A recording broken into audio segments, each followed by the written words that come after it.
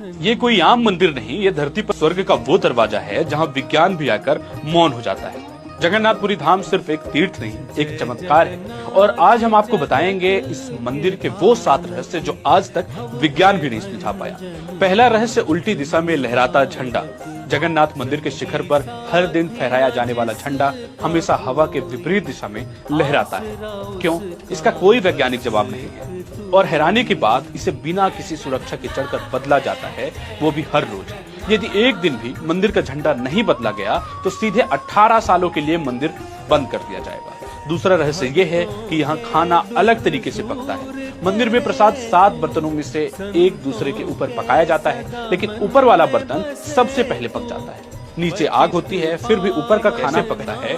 ये आज तक बड़े से बड़े विद्वानों की समझ से बाहर है। तीसरा रहस्य ये है कि मंदिर के ऊपर से कोई विमान नहीं उड़ता और ना ही कोई पक्षी उड़ता।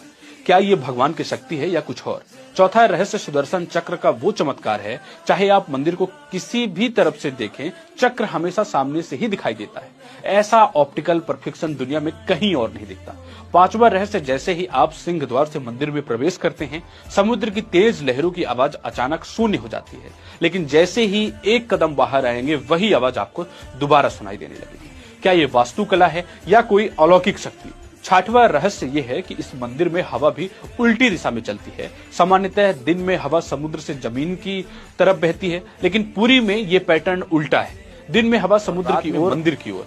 ये क्यों होता है, कोई नहीं जानता। सातवां रहस्य, यमराज की वो तीसरी सीढ़ी है जो पूरी दुनिया के लिए रहस्य बना हुआ है। मंदिर में कुल 22 सीढ़ियां हैं, लेकिन तीसरी सीढ़ी पर कोई पैर नहीं रखता, क्योंकि मान्यता यही है कि यमराज का यहीं पर वास है। अगर आप दर्शन के बाद इस पर कदम रखते हैं तो मोक्ष मिल सकता है, लेकिन यमलोक भी निश्चित है। इसलिए भक्त इसे काली सीढ़ी कहकर पहचानते हैं और सावधानी बरतते हैं। इन 7 रहस्यों ने सिर्फ भक्तों को नहीं, वैज्ञानिकों को भी बहुत कुछ सोचने पर मजबूर कर दिया है।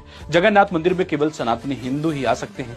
यही वजह है कि मंदिर में पूर्व प्रधानमंत्री इंदिरा गांधी को भी आने की इजाजत नहीं दी गई थी। मान्यता के अनुसार इस मंदिर में भगवान श्री कृष्ण ने अपने देह का त्याग किया था और शरीर को छोड़कर उनका पूरा देह यहीं पर पंचतत्व में विलीन हुआ। यह उनका हृदय का हिस्सा था। माना जाता है कि मंदिर में रखे श्री कृष्ण के लकड़ी के देह में आज भी वह हृदय धड़क रहा है। जगन्नाथपुरी सिर्फ एक मंदिर नहीं, ये उस शक्ति का प्रतीक है जिसे सिर्फ महसूस किया जा सकता है। रथ यात्रा